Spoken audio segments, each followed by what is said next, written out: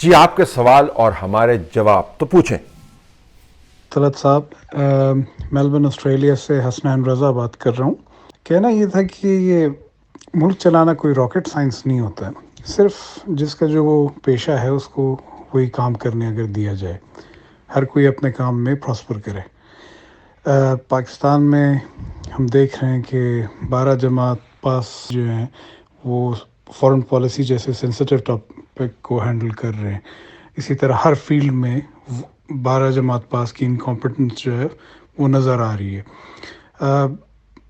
سوال میرا صرف یہ ہے کہ کوئی ریئلائزیشن ہے کسی لیول پہ کہ اس بڑھتی ہوئی آبادی کے ساتھ، بڑھتے ہوئے چیلنجز کے ساتھ ملک جا کر آ رہا ہے؟ کسی کو کوئی فکر بھی ہے کسی لیول پہ؟ آپ کو زیادہ انفارمیشن ہوگی کہ کیا ہو رہا ہے، کہاں پہ یہ جا کے رکے گا. کتنی زبردست آپ نے بات کی ہے، میں بالکل آپ سے اتفاق کرتا ہوں. اور یہ کہتے ہوئے کہ راکٹ سائنس نہیں ہے، یہ بھی مانتا ہوں کہ بڑا چیلنجنگ ہے. لیکن جتنا بڑا چیلنج ہے اتنا ہی بڑا آپ کے پاس ایک انفراسٹرکچر موجود ہے حکومت کا. محلے سے لے کر، وارڈ سے لے کر پریزیڈنسی تک اگر آپ لیئرز گننے شروع کریں تو آپ کو پتہ چلے گا کہ اس ملک کے اندر ملک کو چلانے کا انتظام کتنا وسیع ہے. اس انتظام کو آپ نے ٹھیک کرنا ہے. میں تیمور سلیم جھگڑا صاحب جو فائنانس منسٹر اور ہیلتھ منسٹر ہیں، ابھی کرونا بھی ان کا ہو گیا، اللہ ان کو صحت دے، ان سے بات کر رہا تھا تو وہ کے پی کی بیوروکریسی کے بارے میں بات کر رہے تھے. اچھا، وہ بڑے ایک ریولوشنری، سائلنٹ ریولوشنری جو ہوتے ہیں نا، کہ میرے خیال میں ریولوشن کو منہ سر چڑھ کے بولنا چاہیے، لیکن سائلنٹ قسم کے ریولوشنری کام وہ کر رہے ہیں وہاں. تو انہوں نے بتایا کہ بیوروکریسی کے اندر جو انہوں نے پروفائل ڈیولپ کیا، تو میں نے تو اس سے یہ نتیجہ نکالا کہ اس میں سے 70% بیوروکریسی کو ہونی نہیں چاہیے، اس کے بغیر بھی آپ کام چلا سکتے ہیں. اور یہی حال پاکستان میں. تو انفراسٹرکچر کی کمی نہیں. I agree with you completely کہ آپ کو ان اداروں کو مستحکم کرنا ہے، لیکن ان اداروں کو مستحکم اگر آپ ہونے دیں گے تو پھر اس کا مطلب ہے کہ طاقت بٹ جائے گی نا. تو طاقت تو آپ نے بانٹنی نہیں ہے، آپ نے تو ہر جگہ کے اوپر اپنا ٹھپا لگوانا ہے. اگر آپ ہر جگہ پر اپنا ٹھپا لگانا ہے تو پھر سارے ادارے غیر فعال ہو جائیں گے. جب وہ غیر فعال ہو جائیں گے تو وہی گھڑماس نظر آئے گا. عمران خان صاحب کہتے ہیں کہ جی میں اگر کارگل ہوتا میرے زمانے میں تو میں یہ کرتا، اور اگر جنرل ظہیر الاسلام جو ہے وہ یہ بات کرتے تو میں یہ کرتا. اسلام آباد سے کوڑا صاف نہیں کروا سکتے، کوڑا کرکٹ نہیں اٹھا سکتے. بنی گلا جہاں پر ان کا گھر ہے اس کے 3 کلومیٹر کے ریڈیس کے اندر، میرے ساتھ چلے میں آپ کو دکھاتا ہوں، اور میں پہلے بھی یہ بات کر چکا ہوں، جو گند، جو تعفن، جو تباہی میونسپیلٹی سے ریلیٹڈ جو ایشوز ہیں، وہ تباہی آپ کو نظر آئے گی. سو جائے آپ کی. جب آپ کا کنسرن ہی نہیں ہے، جب آپ اس کے اوپر کام ہی نہیں کرنا چاہتے، 3 کلومیٹر کے ریڈیس کے اندر آپ کام نہیں کر سکتے، ملک کو ٹھیک کرنا ہے، آپ نے صاف کرنا ہے، تو بالکل راکٹ سائنس نہیں ہے. لیکن راکٹ سائنس بنا دیا گیا. اور چیلنجز بھی کوئی ایسے چیلنجز نہیں ہیں. 25 ایئرز لگتے ہیں تاریخی طور پر اگر آپ دیکھیں ماڈرن ایج میں کسی ملک کو ٹرن اراؤنڈ کرنے کے لیے. ٹرکی نے 24-25 سال کے اندر کیا. ہندوستان کو اگر آپ اکنامیکلی دیکھیں 1990 91 92 میں اگر آپ دیکھیں ان کی حالت کیا تھی، اور اس کے بعد اگلے 20 سال میں ان کی حالت کیا ہوئی. حالات خراب ہو گئے ٹھیک ہے برازیل کے اندر، لیکن برازیل ایٹ ون پوائنٹ وہ ٹرن اراؤنڈ کر رہا تھا. جاپان جو ہے وہ نیوکلیر ڈیواسٹیشن کے بعد اگلے 25 سال کے اندر اس نے ٹرن اراؤنڈ کیا. اور درجنوں اور ایگزامپل، ایون ایتھوپیا اگر آپ دیکھ لیں اس کو بڑا زبردست آپ کو ایک ماڈل نظر آئے گا. تو ٹوٹے ہوئے ممالک جو ہیں، نیوکلیر سٹرائک شدہ ممالک جو ہیں، وہ 25 سال لیتے ہیں. تو 25 سال بیسیکلی جو ہے اگر آپ اوسط لیں تو 1.5 جنریشن بنتی ہے. تو آپ اندازہ کریں اگر 90 کے اندر ہم نے یہ فیصلے کیے ہوتے تو آج ہم ان ممالک کی فہرست کے اندر ہوتے جن ممالک کو آج ہم دیکھتے ہیں جو او جی ویزا مل جاتی ہے تو کیا گل لگی، جس کی طرف ہم لائنیں بنا کے گئے ہوتے ہیں. نہیں کیا نا. 2020 آ گیا، توشہ خانہ میں پھنسے ہوئے. 2023 آ جائے گا، 22 آ جائے گا، ایسے ہی پھنسے رہیں گے. اور پھر 2042 کے اندر بیٹھ کے بات کر رہے ہوں گے. ہم تو دنیا میں کے اندر شاید نہ ہو، ہمارے بچے یہ بات کر رہے ہوں گے جی اس ویلے کیتا ہوتا تو آج یہ نہ ہو رہا ہوتا. اور ہر غلطی جو ہے اس کا خمیازہ زیادہ بھگتنا پڑتا ہے. تو بالکل یہ راکٹ سائنس نہیں ہے. السلام علیکم طلعت صاحب، میرا سوال آپ سے صرف اتنا ہے کہ یہ جو ابھی عاصم سلیم باجوہ صاحب کا جو اسکینڈل سامنے آیا، اگر 1 منٹ کے لیے ہم لوگ ان کی بات مان لیتے ہیں کہ ان کی جو ایکوائرڈ ویلتھ ہے وہ اتنی ہی تھی 17 یا $70,000 جو انہوں نے بتائی، اور باقی سب ان کو کسی میریکل بینک نے فائنینس کیا، اور جو ان کی اپنی جمع پونجی ہے چاہے کتنی تھوڑی سی بھی ہو وہ تو ساری یہ یو ایس میں انویسٹ کر رہے ہیں، تو یہ پاکستان میں بزنس مین کس منہ سے بولتے ہیں کہ آپ پاکستان میں انویسٹ کریں؟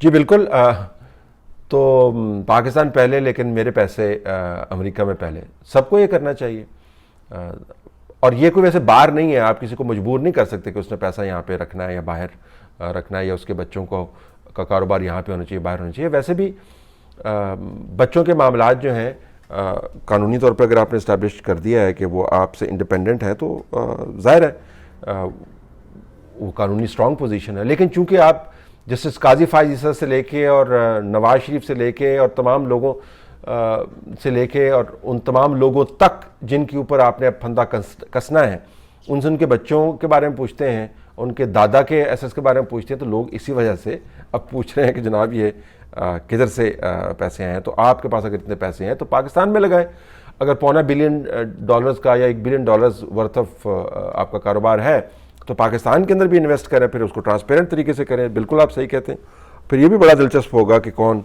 اپنے بچوں کے لیے مستقبل کہاں پہ بناتا ہے۔ شبلی فراز صاحب اس دن کہہ رہے تھے کہ جن کے بچے اور مال باہر ہے وہ کس منہ، ان کا پاکستان میں کیا ہے، تو مجھے تو لگا پتہ نہیں کس کی بات کر رہے ہیں وہ۔ ارد گرد ہی دیکھ لیتے کہ کتنوں کے بچے باہر بیٹھے ہوئے اور کتنوں کا مال باہر پڑا ہوا ہے، اپنے کابینہ کے ممبران کو دیکھ لیتے نا، جو مشیر ان کو دیکھ لیتے۔ تو وہ جب وہ بات کر رہے تھے تو ان کو اندازہ نہیں تھا کہ ایک انگلی اس طرف اشارہ کر رہے ہیں تو 4 انگلیاں جو ہیں وہ اپنی طرف، 3 انگلیاں اپنی طرف اشارہ کر رہے ہیں۔ تو یہ صورتحال اس حد تک تو میں آپ سے اتفاق کرتا ہوں، یہاں بھی انویسٹ کریں۔ السلام علیکم طلعت صاحب، اسامہ فرام سڈنی۔ یہاں سے ہم بیٹھے پاکستان کی ساری صورتحال کو آبزرو کر رہے ہیں، ہم لوگ پاکستانی ساروں کی نظر ہوتی ہے، تو اس ساری صورتحال میں حالات کشیدگی کی طرف جاتے ہوئے نظر آتے ہیں، مطلب پروٹیسٹ وغیرہ سب کچھ۔ تو میرا آپ سے سوال یہ ہے کہ ایٹ دا اینڈ وہ اس چیز کو پروٹیکسٹ بنا سکتے ہیں کہ ملک میں حالات صحیح نہیں ہیں تو اس کو قابو کرنے کے لیے ہم کنٹرول اپنے ہاتھ میں لے رہے ہیں، تو ہسٹوریکلی ان کو ایک سرپرست کی ضرورت ہوتی ہے، جیسے سپر پاور کی۔ ماضی میں وہ امریکہ تھی لیکن ابھی وہ چائنا ہے، بن سکتی ہے، ٹھیک ہے؟ تو آپ کو نہیں لگتا کہ ماحول سازگار ہے ایک کو کے لیے، ٹھیک ہے، اگر things get out of control? تو آؤٹ آف کنٹرول کس طرح ہوئی ہے؟ یہ چیزیں آؤٹ آف کنٹرول نہیں ہونی چاہیے تھی۔ اس مرتبہ جو ڈرفٹ ہے ان حالات کی خرابی کا جو بہاؤ ہے وہ پیورلی جو ہے وہ اس کے اندر کوئی علاقائی ایشوز آپ کو بڑے نظر نہیں آتے، اس کے اندر کوئی آپ کو بہت بڑی بین الاقوامی سازش نظر نہیں آتی، پیورلی مین میڈ ہے، پیورلی مین میڈ، اپنی طرف سے اپنی ایگو کے لیے، اپنے ایجنڈاز کے لیے، اپنی جابز کے لیے، اپنے ایمبیشنز کے لیے سپورٹ کرنے کے لیے ملک کے اندر اس وقت آپ کو کیاس نظر آتا ہے، اور یہ کیاس ایسے ہی چلتا رہے گا، اس بات سے قطع نظر کہ آپ کس نظام کے تحت کام کر رہے ہیں۔ مارشل لاء آج کے دور میں آپ مارشل لاء لگا کے دیکھیں، پہلے تو اتنی لمبی لسٹ آف سینکشنز آئیں گی نا کہ آپ کو لگ پتہ جائے گا، سمجھ آ جائے گی آپ کو کہ سینکشنز ہوتی کیا ہیں، اور آپ کا خیال ہے کہ دنیا دیکھ نہیں رہی، دنیا نے ہر چیز ڈاکومنٹ کی ہے، وقت کا انتظار کر رہے ہیں۔ تو آپ تو مارشل لاء کی طرف تو آپ سوچ بھی نہیں سکتے، جن کا خیال ہے جی کہ ہم اس مرتبہ پرویز مشرف والا مارشل لاء نہیں لگے گا جس کے اندر جو فوجی جو ہیں وہ دیواریں ٹاپ رہے ہیں پی ٹی وی کی، اس مطلب دیواریں توڑ کے اندر چلے جائیں گے، تو اپنے پی ٹی وی کی دیواریں توڑ کے اندر جائیں گے۔ اب تو خیر دیواریں توڑنے کی ضرورت ہی نہیں، اب تو خود ہی سارا کچھ کنٹرول کے اندر ہے، لیکن martial law is not an option, انوائبل ہے۔ سوشل ڈائنامکس کی تو بات چھوڑ ہی دیں نا، پاکستان کے اندر اس وقت جو سوشل ڈائنامکس ہے مکمل طور پر تبدیل ہو گئے ہیں۔ بین الاقوامی سینکشنز کی میں نے بات کی، تو آپ کو تدبر، تحمل، تدبیر،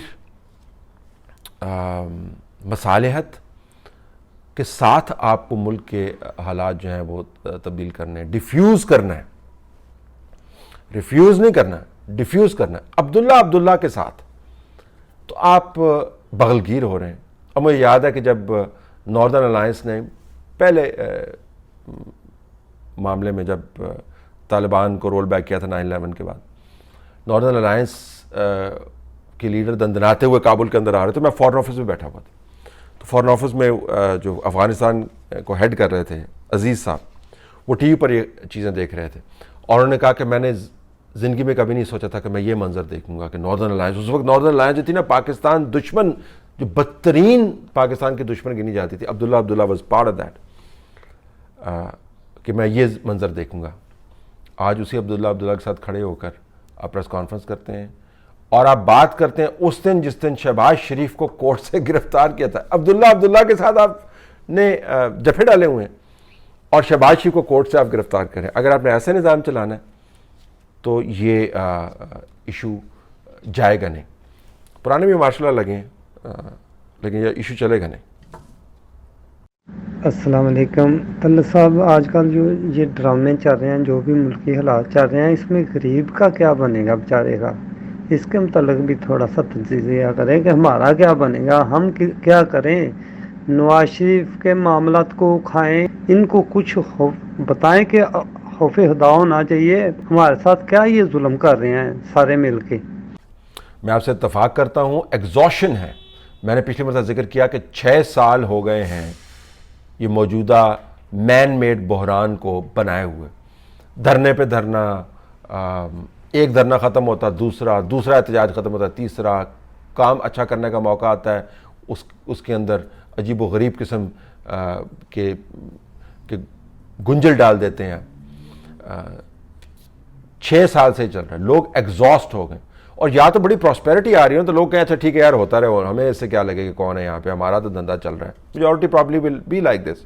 جو پولیٹیکلی ایکٹیو ہے وہ نہیں ہوں گے. کاروبار خراب, نوکریاں تباہ, دوائیاں جو ہیں وہ نہ ہونے کے برابر, اور جو ہیں ان کی قیمتیں آسمان سے باتیں کر رہی ہیں. کھانا پینا, بزنس, تعلیم, اوپر سے کووڈ. کوئی نفسیاتی طور پر کوئی حالات ایسے بنے ہوئے ہیں کہ اس کے اندر لوگ ان ایشوز کے اوپر فوکس کریں. یہ لوگوں کا ایشو ہے کہ توشہ خانہ کے اندر کیا چیزیں گئی ہیں, کیا چیزیں نہیں گئیں. یہ لوگوں کا ایشو ہے کہ نواز شریف نے 17,000 پاؤنڈ یا جتنے بھی انہوں نے تنخواہ لی تھی 8,000 پاؤنڈ وہ نہیں لی تھی تو اس کو اوپر ڈسکوالیفائی کر دیں. یہ لوگوں کا ایشو ہے کہ ان کو پاکستان لایا جائے نہ لایا جائے, آرٹیکل 6 لگے. یہ لوگوں کا ایشو ہے. لوگوں کے ایشو وہ ہیں جس کی طرف آپ اشارہ کر رہے ہیں. زیرو توجہ ہے اس طرف, زیرو توجہ ہے. اور اب پہلے جو لوگ بات کرتے ہوئے تھے جی اتنی نوکریاں میں دیں گے اور یہ کام کریں گے, بالکل بیک فٹ کے اوپر. آپ دیکھیں نا وہ کدھر گئے ہیں اسد عمر صاحب, وہ کدھر ہیں علی صاحب, وہ کدھر ہیں افریدی صاحب, ان کو تو عہدے سے بھی ہٹا دیا ہے. تمام لوگ جو بڑے آگے آ کے باتیں کرتے تھے. پنجاب سے کتنے لوگ ہیں, لیڈران ہیں جو آپ کے سامنے آ کے بات کرتے ہیں جی زبردست کام ہوا. ان کو پتہ ہے کہ اگر انہوں نے ٹی وی کے اوپر یہ بات کی کہ ہم زبردست کام کر رہے ہیں تو جو پھر حلقے میں جا کے ان کے ساتھ ہوگا وہ سوچ کے ہی ان پر لرزہ طاری ہو جاتا ہے. سو پیپلز ایشوز جو ہیں وہ بالکل بھی فوکس میں نہیں ہیں, اور یہ سب سے بڑی ٹریجڈی ہے. جن کے نام پہ یہ کام ہو رہا ہے وہ بلبلاتے پھر رہے ہیں اور اپنا دھندا جاری ہے.